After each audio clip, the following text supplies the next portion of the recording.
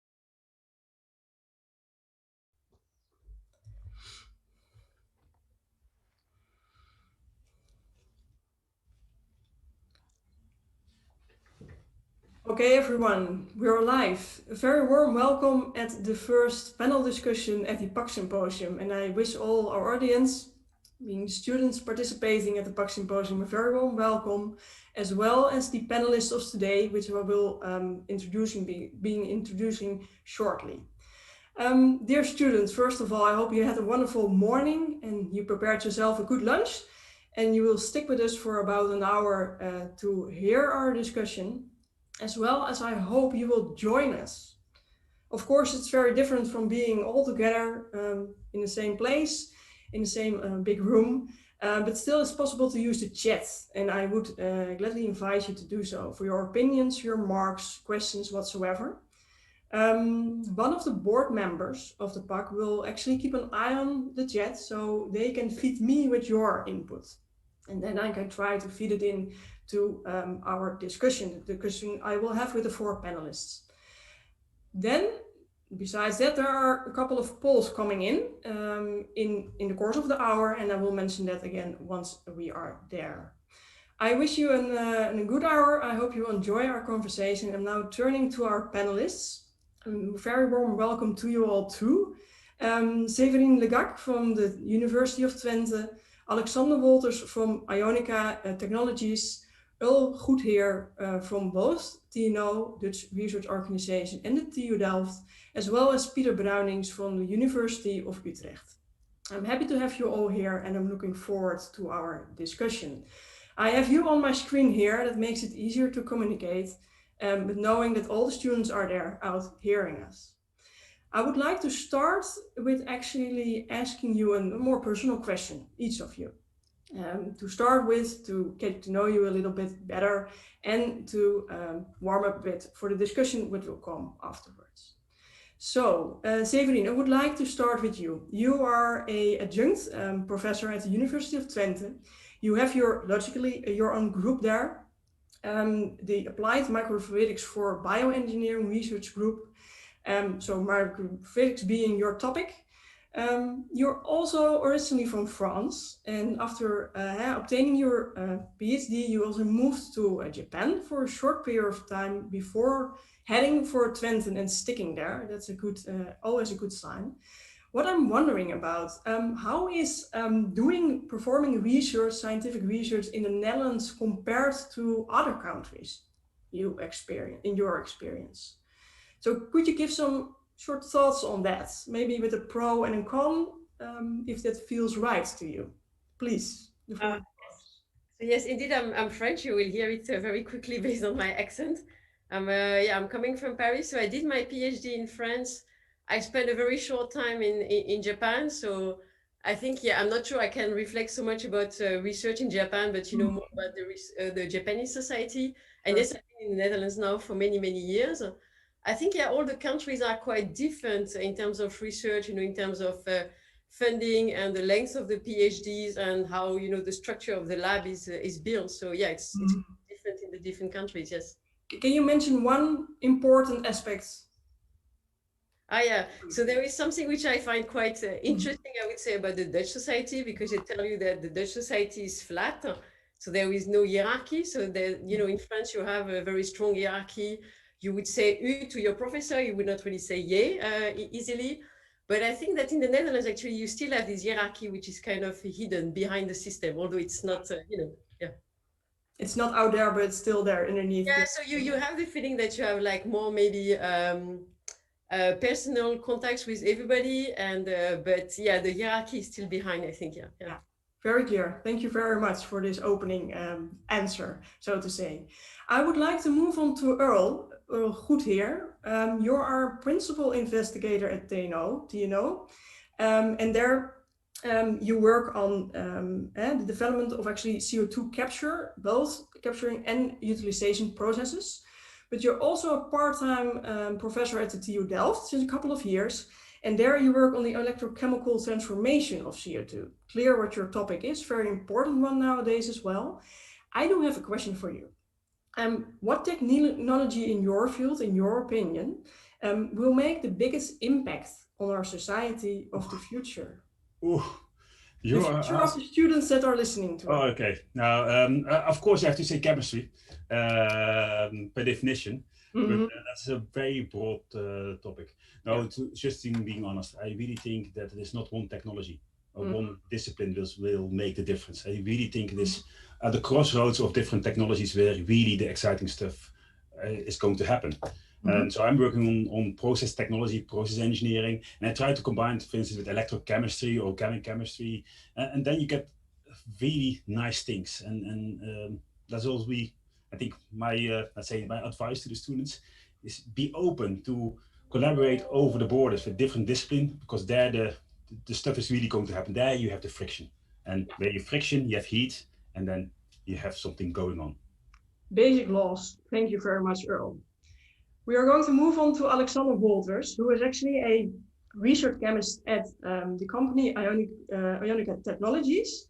And you're well known for the chemical recycling of PET waste, actually.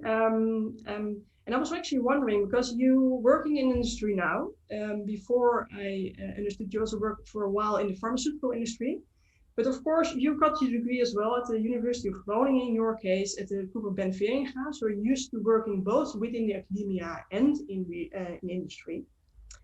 And I was wondering, what is the difference for you? Is there a difference for you in working either in research in academia or in industry? Mm, yes, well, I think that in industry the final goal is more defined. There is, you have the spot on the horizon where you want to go, and in a university, you can, if you find out something nice, you can pay more attention to that, and yeah, you can basically go wherever you like as long as you get nice results. Mm-hmm. And it is not so clear, well defined what the actual goal is, I think. And then why does it fit to you so well to be in industry then? Do you like these clear goals or a particular topic, or?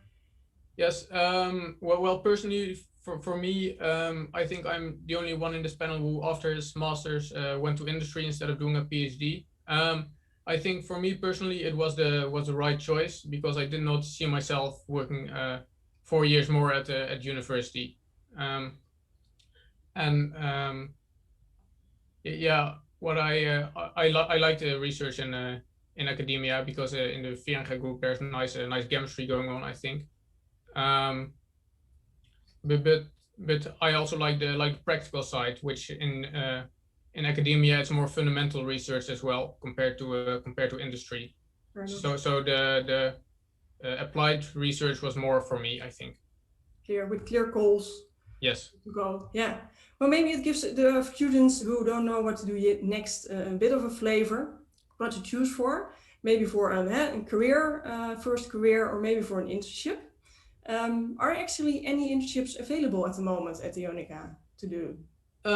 Well, usually we have always 2 or 3 interns in our research lab. So yeah, if any of the students are interested, you can always send an application.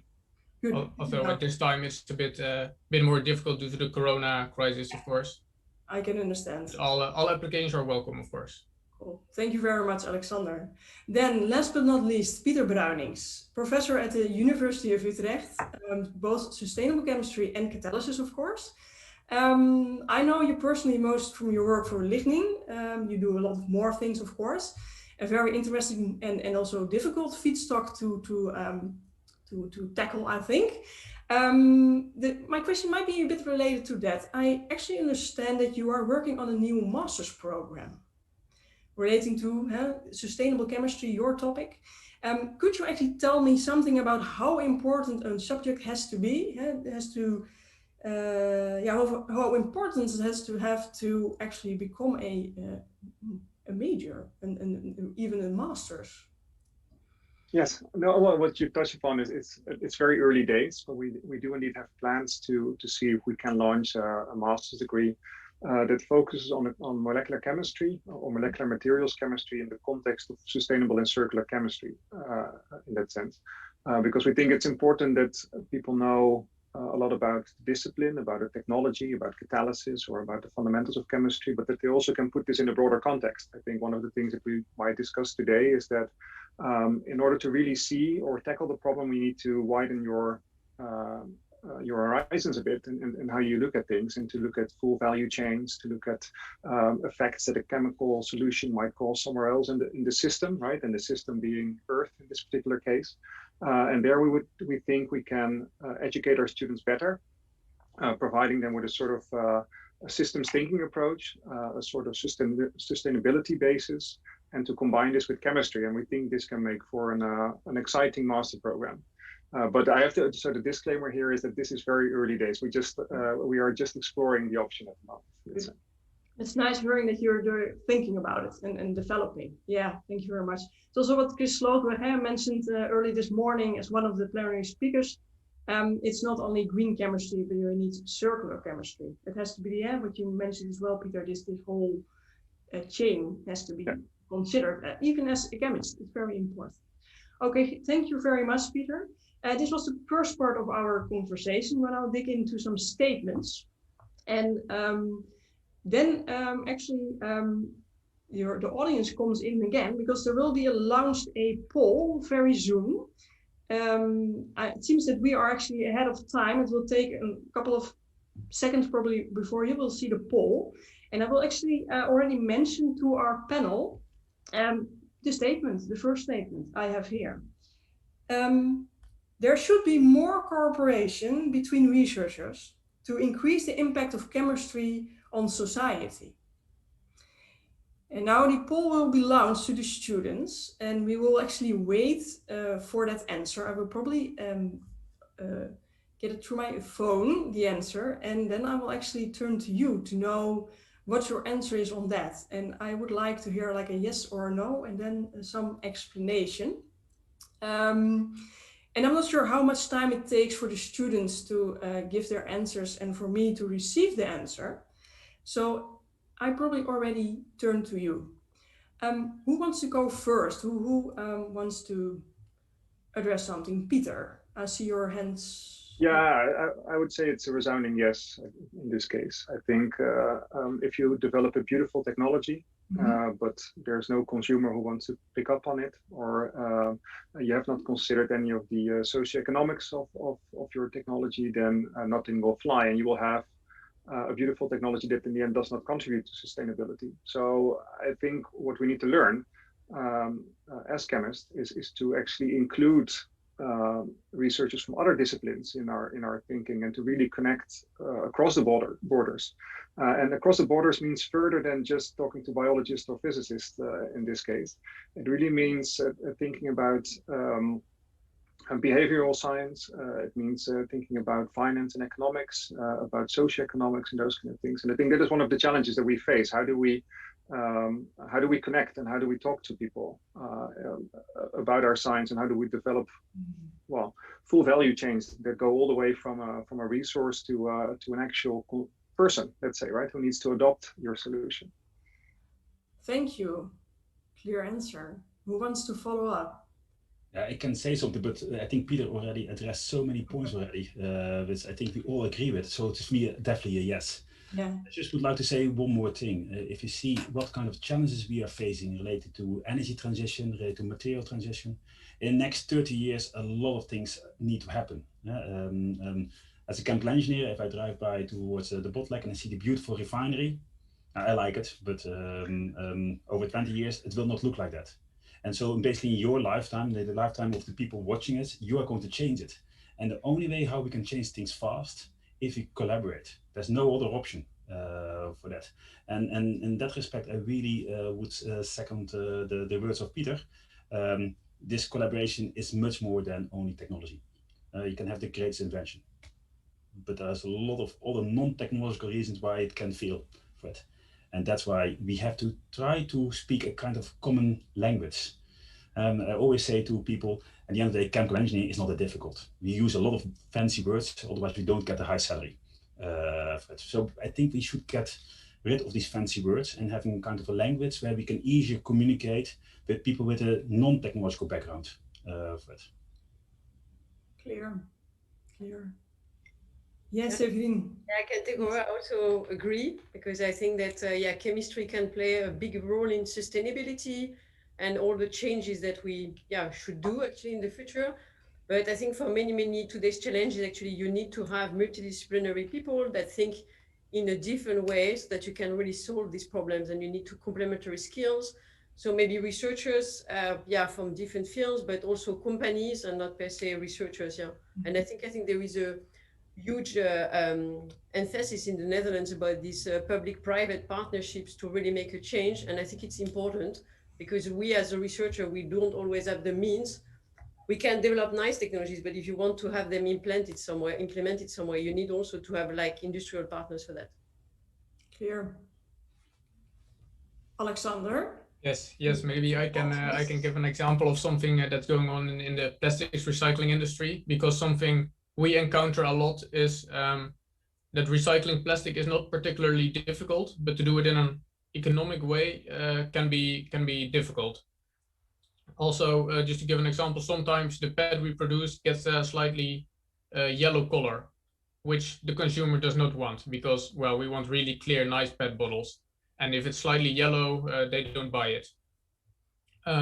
Although there might be a role, for example, for marketing or so, to get people to actually buy the slightly yellow bottles that are way better, because everybody wants sustainability, but if your recycled bottle is more expensive, nobody will buy it, even if everybody says, yeah, I love sustainability, but if it's more expensive, people don't do it. So that's also why it's important to indeed cooperate with other disciplines, and not only the technical disciplines, but also with the marketing, the economics, etc., to actually indeed get your product to the market. Beautiful. It's very nice how you broaden up this question, even broader than I had thought of it. And maybe this underlying question is how we reach people. I mean, you want actually to reach, for example, what Alexander and actually all of you said, you want to reach every citizen with it. You want to make them understand how things work. Any short thoughts on that? I mean, how do we start? I mean, if you start at university, we're too late, I think. Well, maybe if I can say something about that. So maybe starting at university is not that late, because I think everybody watching here in the end is an ambassador of this, right? So I think what we need to do is we need to educate our students well, and we need to do our outreach well. And the best way we can do our outreach, if we have many people with spreading the same message, right? So that the general public or the public at large is exposed to this. Of course, you have to investigate and really do science on how to create a sort of demand rather than for certain products or for certain solutions, but that's a very technical thing in a way. But I think in the end, everything goes to education, right? I mean, people need to really feel it and need to really want to embrace it. And I think that everybody watching, becoming a scientist, also you have a responsibility there almost, let's say, right? Or you have a sort of task ahead of you. I think that's why it's important that we train our students already from the start in these topics, so that they really feel it and want to spread the word in that sense, but want to spread it in a nuanced way as we do in science. Good, very nice answer. Thank you very much for that Ed, Peter. I think it's time to move on to our second statement. Dear audience, I actually have no clue what's happening with the polls. I can't see if they actually are implemented, and I don't get an answer yet. So maybe the board, for example, Adam from the board, can make a note to me by my mobile phone so I know what's going on. But I hope you're enjoying the discussion so far. I did actually get a question from Chris Slootweg, and it's for Earl, but I will keep it with me for a moment because it fits perfectly well with the next statement, in my opinion. So we're moving on to the second one. To see if I have any news here. No, I don't. So we move on. Second statement. We should stop investing in techniques without a future and focus on better ones. And I hope that the technical team will make sure. I see here the second poll is open. So dear students, please let us know what you think about this. We should stop investing in the techniques that have no future. And I would love to have a yes or a no. Yes, there you go, Earl. Yeah. Because I don't agree with that one. But I think that's way too simplistic. Because there is no technology for the future. Technology is always under constant development. So how to decide then? That will be the end goal. There is no end goal. So the technology that we're now looking at, for instance, think about solar panels. Perhaps in the future we do something completely different. So I think it is way too simplistic to say let's only focus on the things which we say now. This is the future. And also, and just a small remark to that, you have to see the world. If you think about in the industry, you see how many billion euros of assets there really are. For instance, in the Netherlands, billions and billions of euros. Don't expect that all these assets will be gone and directly replaced with novel technology. That doesn't work like that. So you need to, basically both. You need to improve the things that we can do now, and think about radical new changes. But you need to have both. Not. Yeah. I think there's where the question from Chris Slootweg is coming in. It might be actually that you answered already, but I'm going to read it out loud now. Is it needed to remove the current refineries that convert fossil feedstocks to products? Oh, okay. We can also start using them for upgrading waste renewable resources. Yeah, I think Chris is asking a lot of them. Basically, a nice remark, basically. Now, if you look at our current refineries in Rotterdam, what are they doing? They're making fuels. Over 10, 15 years time, our cars are not driving on petrol anymore, but on electricity. So basically, the product which they are making, for 90% of the product which they're making, there is perhaps not a market anymore. So they will need to change. Now, because there is a huge amount of asset there, really the trick will be is how to use these assets for other means. And perhaps we get a completely different way on how we produce our chemicals. But fuels, transport fuels for instance for cars, yeah, that will decline. And that will have a consequence if you go to like Rotterdam. What you see there is transport fuel, not real chemistry. There's chemistry added. Okay, but what can you do? Because we are all chemists here. So one of the things which you can think about is making a methanol economy, as an example. George Olah, a Nobel Prize winner, he came up with a letter, let's say 20, 30 years ago. And he said, why not go to a methanol economy? So for instance, making CO2 plus hydrogen, make methanol, transport the methanol to the Netherlands and crack the methanol here to olefin, like ethylene. And then you can use the current infrastructure. And you can make ethylene oxide or glycol with the current infrastructure which we're having. So that would be a possibility. Thanks for that, Earl. I got actually the outcome of the poll. Thank you all very much for answering the poll. To start with the second poll, because I got the first one as well. The second poll we're dealing with now, should we stop investing? Agreeing 44.6% and disagreeing 55.4%. So it's quite, no, it's not equal, but well, there is some debate on that. So please, the other panelists, what do you think? Severin? Yeah, maybe I can say something. So I think you can also make a parallel about fundamental research. So people are doing fundamental research and they have difficulties to get some fund to do their research because people do not really see a direct applicability. But you also invest in the future in a way you don't know, because some of the fundamental research can give rise to nice discoveries that can find an impact. You know? So maybe some of these old technologies, or what we see as old technologies, they can be indeed recycled or used in a different way, and they can have a different futures. Yeah. Yeah, clear. Thank you very much. Alexander? Yeah, Peter? If I can still add to that. So I think, so the question was a bit, in a sense, vague, right? So it's a bit difficult to say yes or no, but I also agree with Earl and with Severin in the sense that what you would like to do is you would like to have also for investment sustainability criteria, right? And these can shift and they will shift, and just need to see in what direction the investment or the technology is heading. I think that also relates to Chris's question. I think it's an interesting one, right? So what will the Dutch chemical landscape? So we are very heavily, chemical industry is big in the Netherlands, right? And you can wonder what that landscape will look like in 2050. And of course, so what you want is that it looks different from now, right? But at the same time, there are all these assets here and they need to be used and they represent value. But they can move in two directions, I think, and there's a danger there as well. I think something that Dura mentioned is that likely in 20, 30 years from now, we're going to use a lot less oil for fuels, which means that there's a lot more oil available for making chemicals from.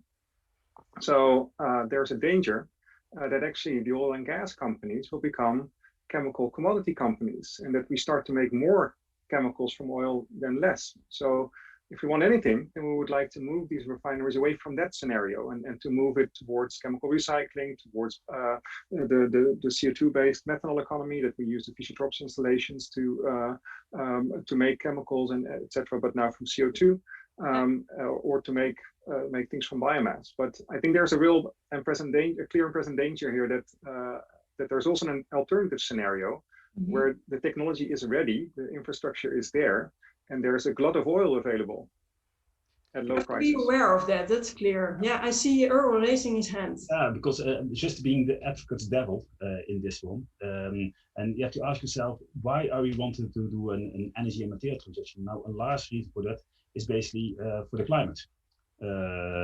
So if you look now at the CO2 footprint of the chemical industry compared to the, let's say, the fuels, the classical refinery, and it is really quite small. If you look at the I think from the oil, 90% or something like that of the crude oil goes to fuels. So you can perhaps say, perhaps we can allow some of the oil to go to chemicals. Okay, there's a little bit playing advocate to devil, because I fully agree you have to go to a circular and let's say much more economy. But perhaps the drivers are then a little bit different than perhaps only CO2 reductions. But I see Peter already. Yeah. I would like to add something to that. I think this goes, and this is indeed true for, if you think about fuels and chemicals, and it's about 15% of emissions are only going towards chemicals production. But if you zoom out a little bit more, and we as chemists, we do more than just making carbon-based materials. We also make ammonia, we make cement, we make lots of different materials. So 45% of total emissions are tied up with production of materials, right? And 55% of CO2 emissions are tied up with fuel or with energy, let's say. So that 45%, so if you zoom out a bit, of which then the carbon-based chemicals are a significant chunk, but not all, then that 45% that's a big task that we have ahead, right? And that 45% we need to address. So I think there, well, I would still like to move the refinery in the direction that we also take out the 15% and also take care of the other bits in the 45% there as well. So it's clear that you mentioned that we have a choice, and we have to be aware which choice we make altogether. I'd like to hear if Alexander still has to add something to this discussion. Yeah, I think I also agree with the gentleman that indeed it's difficult to say now whether a technique will be useful in 10 years from now or not. But I also think what's happening now in industry, really slowly but steadily, that initially investments were mainly based on the economic value, but now you see also more and more that also the people and the planet are relevant for investments. So that is not only any focused on profit anymore. So I think that's really good. That is really good that that's going on, but it's going slowly. I think it's a very interesting point you make, Alexander, about the investment, because I always think, well, there is actually, I think, a business plan as well on the circular way. Do people not have to see that more, that now it's the old-fashioned economics, it doesn't work? So there is a chance, I think. Yeah, well, speaking from the plastics perspective, it's difficult. Also, but Peter is completely right that if we have an abundance of oil, then plastic is going to be really, really cheap. And then if recycling is more expensive, because plastics, there's been since the 50s or so, they've been around. People have been doing research, optimizing, etc. So it's so incredibly cheap plastics nowadays, especially if the oil is cheap. And then it's difficult to make a business model for recycling, especially since recycling, chemistry, and research has been going on for a way shorter time. Mm-hmm. So for us, it's difficult to compete. But then if we are able to make consumers aware of their choices, then it might help. Yeah, clear answer. Clear to me. Anything else on this question or the statement? Actually, I actually got the poll, dear audience, from the first poll. Yeah, I'm going back in time. Sorry. But that was a very clear answer from you all. there has to be more cooperation. But then there came in a question as well, and dear panelists, so we're going back in time, well, regarding the statement. It's from Harman Oterdom. Thank you for sharing with us this. It is true that people need to know about ethics, law, economics, etc., environment. However, in the point-based study system, adding some course, one course will go at the expense of the other, and probably on the fundamental side in this case. So how can this be balanced? How can we still have great chemists at the end of the study program, but still also having a very aware student environment? Well, I think it's not necessary that your ethical understanding of ethics and business and so doesn't necessarily come from university. There's also, of course, a possibility to do things in your spare time, like, for example, organizing the PAC symposium or so, where you can also learn a lot about these things. So it's also possible, I think, to do these things in your own time, so to speak, instead of in university. So follow your interest and add to what you need besides your academic study. But in case we want to implement it in our, let's say, bachelor's, master programs, do you get the point from Harman? I can relate to that in a way. Severin? Yeah, I think it's good to actually hear about different disciplines, I would say, during your education, because you're sure you hear that from professionals. And then depending on the choices you make after for your career, you can also go deeper into some more like, core topics that you would need for your work. Yeah? Mm-hmm. So it's a choice, actually. That's a discussion we had at the University of Twente, whether you should go for a broad like education or really focused one on one specific topic. And I think it should be fair to leave the choice to the students, because some people may prefer to learn more about different topics because they are looking about what they want to do, and some other persons really know what they want to do, and they don't really care about that. I know that at some point I had to follow these business courses, and I really thought I was losing my time, but it was, my personal interest. Some other persons were really passionate about that because they knew they wanted to do that in the future. So I think we should leave the choice to the students. Cool. And looking back now, did you get anything out of the business course?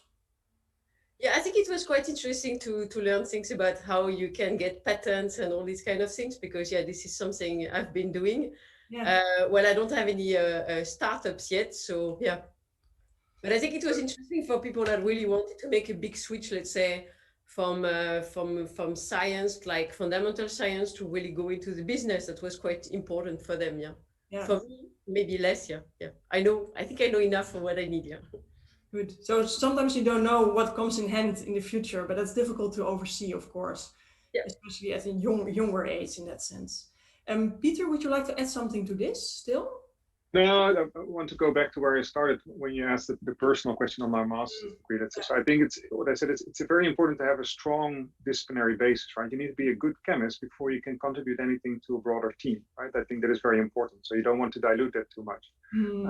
So I think in the bachelor, so one thing what you want to do, so you want to combine this strong basis with this broadening of your of the view to know something about the other disciplines. And I think there you can, if you systematically include this also in all the core subjects of your degree, then you can touch upon a lot, right? So in terms of ethics or sustainability or different types of skills that you need.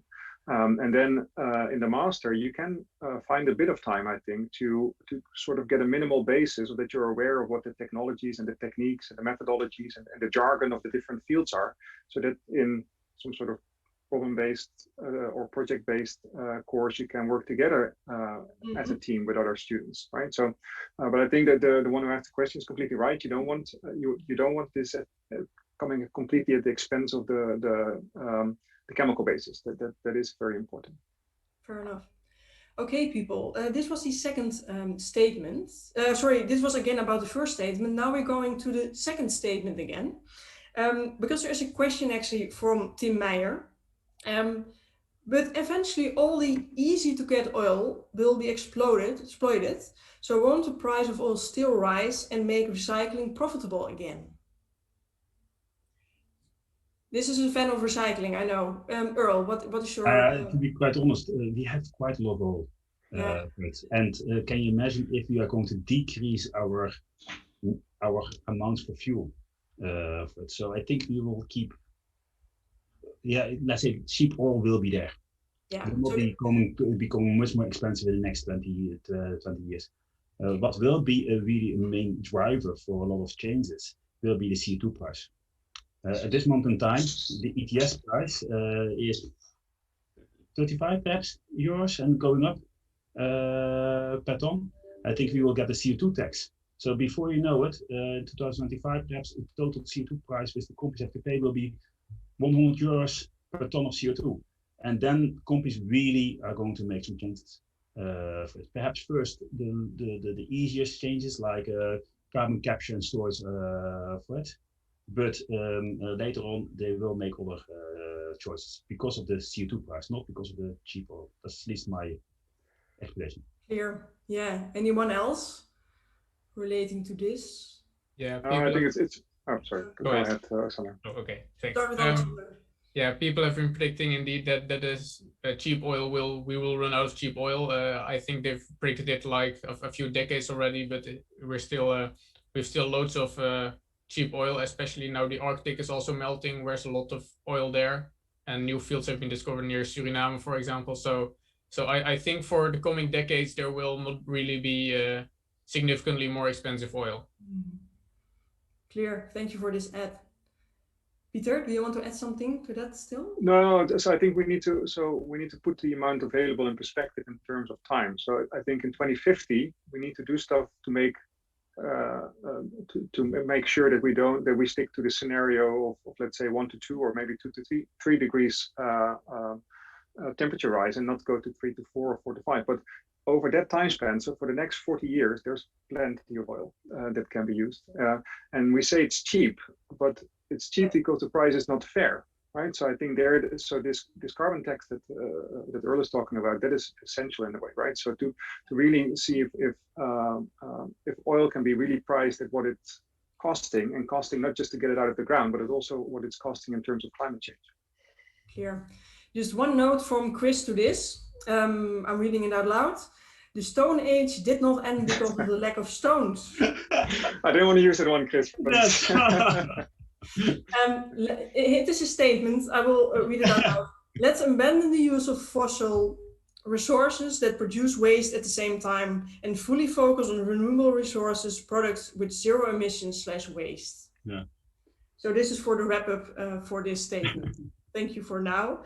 We're going to move on to the next statement, and I hope, dear audience, students, that you will see now, within the coming seconds, the third poll coming in. And it will be this one. The private sector has too much influence on university research.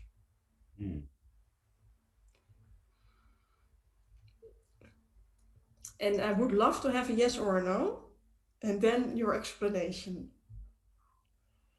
If anything pops up in this respect. Yeah, Severine. Maybe I can say so. So I'm not totally sure whether it's a yes or a no. On one hand, you know, when we are redesigning some educational programs, actually one of the motivation is to think about like what the industry wants to have, because you don't really want to educate person that cannot find a job on the market. So yeah, maybe they do influence a bit, but I think they do influence it, for a good reason, I would say.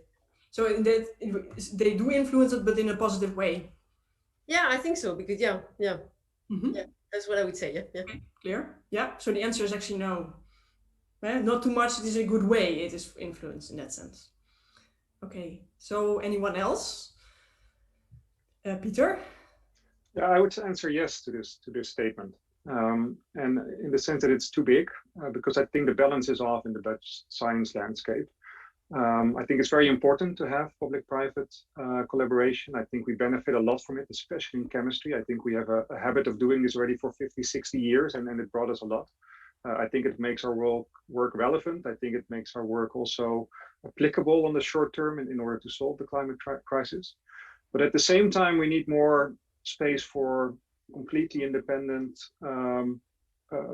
blue sky science in a way. Because I think one of the things we also have to realize is that the technologies that we'll have in 2050 or in 2060 or in 2070 are not the ones that are on the table now, right? Per se, that's not going to be exactly the same set.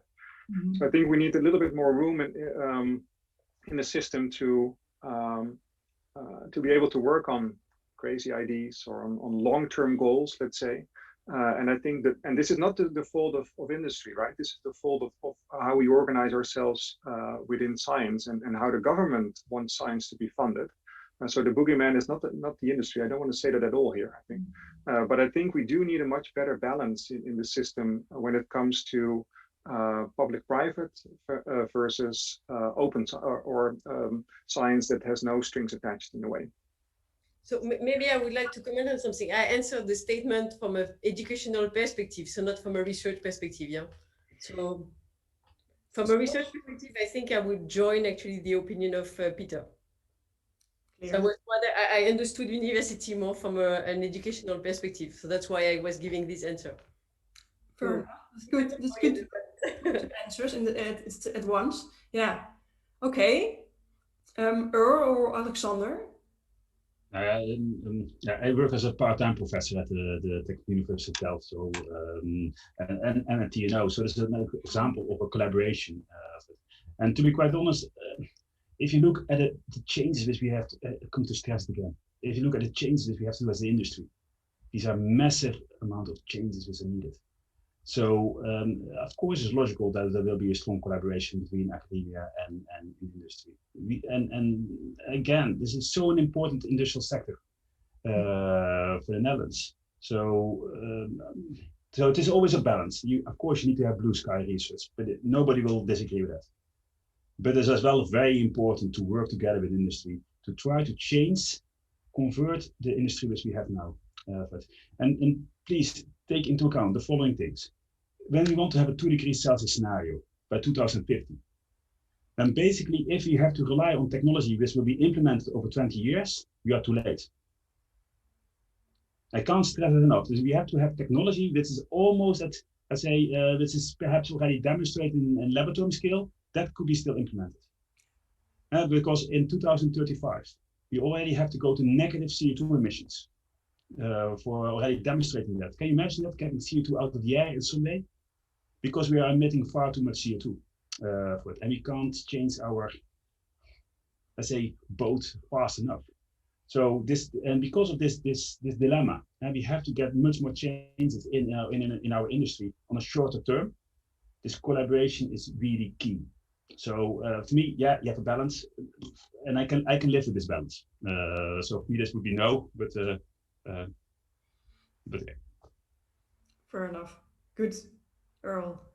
And Alexander?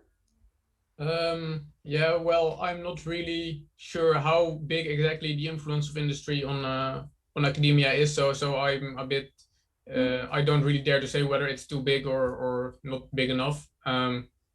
But I think of course, there should be, especially at university, enough room for spielerij, I think, as they call it, to just do some stuff that you like. For example, what we did in Groningen with the molecular motors. I think no company so far is really interested in that, but we learned a lot about molecules. So I think it's important that there's still enough room for that. Yes. Clear. To go to the students, the poll was, I think, rather clear, or at least 2/3 of you said disagree. So the industry doesn't have a too big vote in that sense in the university research. Then there came in a couple of questions again. Have just a look at them. So one thing is that David Murringen, I pronounce your name correctly, said, although I agree on this statement, I think Elon Musk makes a good exception to this statement. He is a perfect example of science applied to future and sustainable goals. Besides that, he frequently collaborates with other companies and universities. So to bring in this statement. Then there's someone who actually turns the whole thing around. Harman again, Autodome. What about the reverse statement? University and professors can decide too much on what is studied, leading to fashion studies personal passion studies, and not what is actually needed in industry. So relating to what Earl said, we need things now and we have to implement them now. So what is your opinion on this? Peter, I see your hand already. Yeah, I think so. It's a bit dangerous, of course, right? But I would like to make the argument for fundamental science here as well, which is very important, I think, because that is one of the core tasks of universities, right? I mean, we need to develop new knowledge. And we don't always foresee where this new knowledge will lead us, right? So I think a lot of the solutions of fundamental science have in the end led to great breakthroughs, which were not foreseen. So I think what we need is, so we need to be aware of the urgency of the problem that we have to solve. So I'm completely on the same page as Earl, right? So we need a lot of good technologies that are out there already now to contribute to CO2 mitigation. But we also need to start thinking about what is next and what is beyond the horizon, right? And I think if we don't do it, nobody does, right? So if we just put ourselves into a mold of short-term research that has a very specific goal or societal goal, and if we only do that, then our pipeline is empty in 2050, right? So I think we need to fill that pipeline with ideas. And also, this is the way we're going to make new materials. This is the way we're going to make new energy solutions. This is the way we're going to make new drugs for whatever disease, etc. So I would really also like to safeguard that fundamental science position that the university has to keep up, let's say.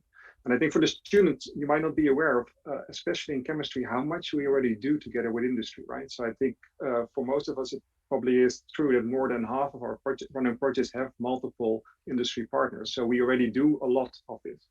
And maybe if I can add one more thing is that we are in a position of luxury in that sense, because we are a science that has industry to collaborate with, and that has partners, and that has a local landscape. But there are many other scientific disciplines where this is not the case, right? And which are very valuable and which need to contribute to the whole picture, right? So, and they might be stuck in a very bad place if we want more of this. Clear, very clear, Peter. And I want to add something to this, because we, of course, had a reason to come up with this statement. And it is relating in a way, Peter, to what you said now. University is actually developing a lot of knowledge with all the people, all their PhDs, etc. And then it comes to sometimes a point that they will say, okay, we make a spin-off or a spin-out. Like Jonica used to be a spin-off of TU Eindhoven, if I'm correctly. And then it happens more oftenly in chemistry, but also for example, in the pharmaceutical industry, that the companies not develop the knowledge within their own company, but they think, oh, well, hey, there's a nice spin-off, I just buy it. And they implement it and they will just make it a bit black-white in that sense, but they will make a lot of money. How do you look at that? I mean, is it where is the balance in between, knowledge being, of course, developed within universities? On the other hand, what is also the task of the industry itself? Yeah. Is it capable still of doing this leading research? Yeah, I think you mentioned the example of pharmaceutical industry, for example, and it happens all the time that a drug candidate is developed at university, and then at one point it's not fundamental anymore. So the IP is sold to usually a startup from university, and funded by venture capital or so. And I think this is a really gray area where it's it's a really gray area where at what point that you can make money about it, because a medicine, for example, a pharmaceutical candidate, it usually needs $1 billion and 10 years to get it from lab to actually patient. And then if it's to the patient, then indeed a company can make money out of it.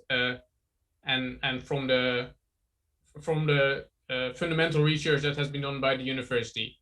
And a lot of people have a lot of opinions about this. But I think it's really a gray area where there's not really a good or bad. I think, but it is good, I think, for a lot of things to collaborate. And then there will always be people who say that it's not fair that the company makes money out of stuff that has been invented in university. But I think it's good that it happens.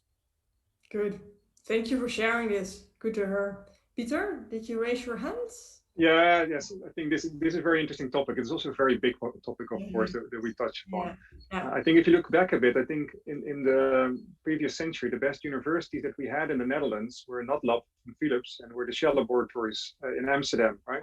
They were doing incredible fundamental science and they were making many innovations. And I think what has happened in the Dutch landscape is that a lot of that effort and has shifted to the universities. So we've become a sort of a contract agency for companies, and they've divested their research and development to a large extent, perhaps to the Dutch universities. And that brings me back to that balance between public-private and fundamental research, because in essence, the Dutch government is sponsoring a lot of the corporate research that should perhaps also happen more at the corporations themselves, right? So I think this is very much a policy issue and yeah, something that needs to be solved in The Hague, perhaps. Earl, I see you. Yeah, and so often we think about Netherlands as a research country, but we don't spend that much money on research at all. I think if you look at Germany, I think they will spend like 2 times more on research per capita. But I would like to go back to the statements from before. If you look really at innovations, perhaps these big companies are not very well suited for doing these innovations. I think a lot of things are happening in smaller companies because they go way more faster than these big companies. And that's also one of the reasons why the pharmaceutical companies, they say, please, we will sponsor you, we give you money, but please stay in this small company first, and it works, then we take it up in our bigger organization, because you can move really quite fast.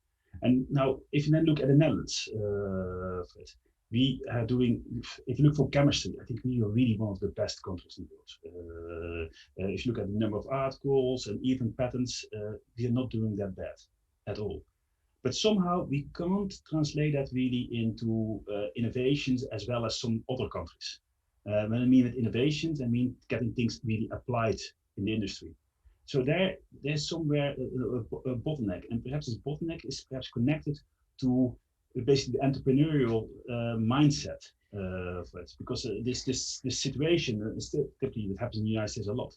That a university professor thinks about it and create a spin-off, and they get venture capitalists and they go further. Yeah, that's very normal. Here, a little bit less. But to be quite honest, I see positive improvements. If I see things like Yes Delft as an example, that there's much more an entrepreneurial spirit on the students than when I was still studying. When I was still studying, the aim was you have to work for the DSMs or the Shells of the world. Now I hear a lot of my students, they say, Shell? Hell no. I would like to do things completely different. And they go to a startup company. So I see positive change, but we really need to have this positive change to get more impact of the research done at the university. Thank you, Earl, for sharing. And students, I think the advice is clear. We need entrepreneurs in the future, in the near future even. Yeah. People, I see that we have about 6 minutes left. And there is one thing I want to address. And that's actually that we asked all our lovely panelists to give an advice to you, to our audience, to our students. So actually I want to give the floor first to Alexander. What would be your advice to the students that attending today?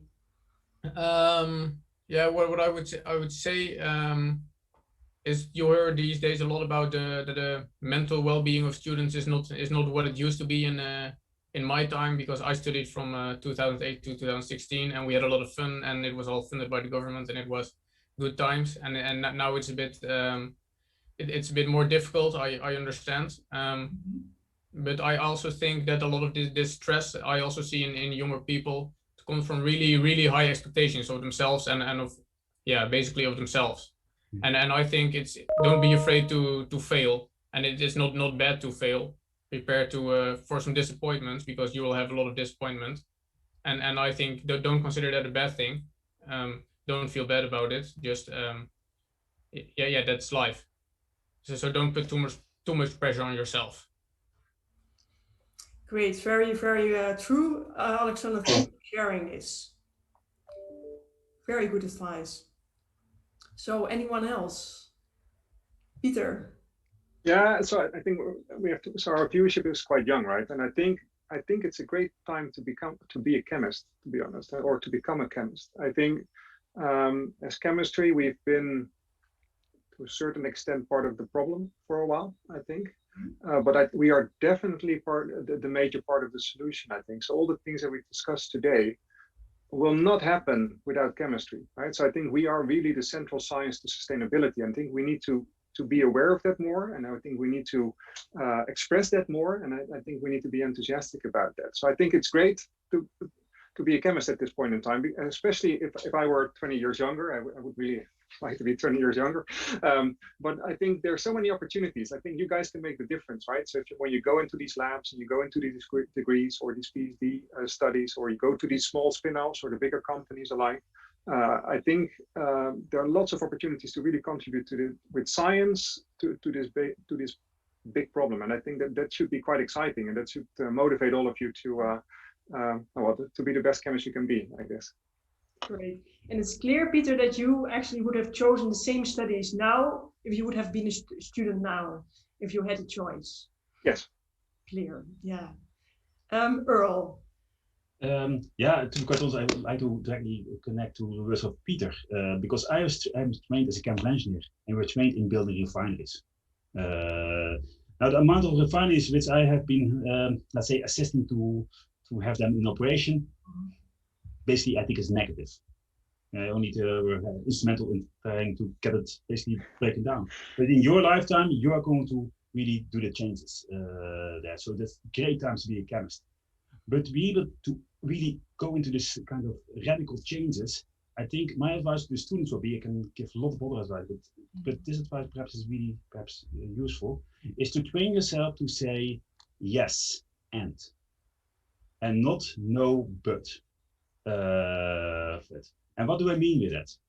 Often you are discussing with people, you have an idea, and another person is joining you, and often people have the reflex of saying no, but this and this and this and this. I think it would be very good that for the next time you try to say yes and this and this and this, and you will see things growing. I already mentioned this is all about collaborations. The scientist in ivory tower, long gone. We need to get out of this tower. We need to collaborate. And to be able to collaborate, we need to change the way how we communicate. And often we are very, let's say, defensive. And if somebody comes with an idea, no, but this and this and this. Yeah, but that will not help the idea. That will not help the discussion. And if you say yes, but if yes, and this and this and this, and then people perhaps you can grow things from there. So, and this advice is not only related to chemistry. It's related to everything in life. Try to remember yes and, not no but. Thanks, Earl, for this positive note. Severine, I want to end with you. The floor is yours. Yeah, so what I wanted to say that studying chemistry can really open multiple doors. So I remember that I decided to study chemistry because I wanted to be an organic chemist and I wanted to work in a pharma company. But actually during my studies, I encountered, different paths and I decided to follow other paths. So now what I'm doing is really like, I'm not doing hardcore chemistry like many of you here. I'm really doing like multidisciplinary research. I'm working in a multidisciplinary environment, but I find it extremely fun. I learn new stuff every day. So I think it's important to follow your heart, your passion. And if you're passionate about what you're doing, actually, this is going to be the key to success. And it's also very sustainable, to keep going and living. Yeah. Thanks. Wonderful message as well. We're going into the last minute, and that's my time to actually, first of all, thank all our panelists for attending here to discussing these different topics. I think students, I hope at least you had a good hour and that you actually learned a lot or it has been helpful. It's clear that you have a great future coming up and we need your inspiration, we need your knowledge. So keep on studying, I would say. And I wish you a wonderful day. The next thing that is coming up are the poster pitches, and they will actually be in the same arena, I would say, as we are now. So you can just relax and wait for the next thing to happen. or maybe grasp yourself a drink to refresh a bit after this whole hour of discussion. Dear people here in my Zoom meeting, thank you very much for attending, and I wish everyone here, the panelists and the audience, a good day. Bye-bye. Thank you for the invitation. Bye-bye. Bye.